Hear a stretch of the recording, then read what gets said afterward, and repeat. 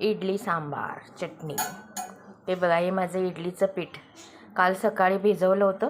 3 वाट्या तांदूळ, 1 वाटी उडीद डाळ, थोडेसे मेथीचे दाणे आणि वाटताना संध्याकाळी थोडेसे पोहे भिजवून त्यात वाटून टाकले।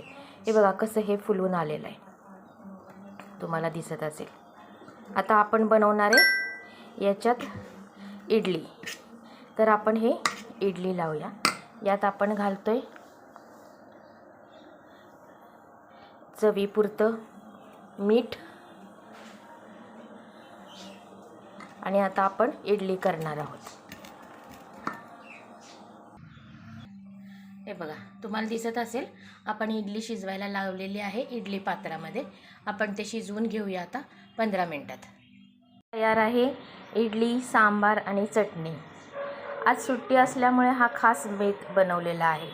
तुम्हाला माझी ही रेसिपी कशी वाटली ते तुम्ही कॉमेंटमध्ये मेन्शन करा। थँक्यू।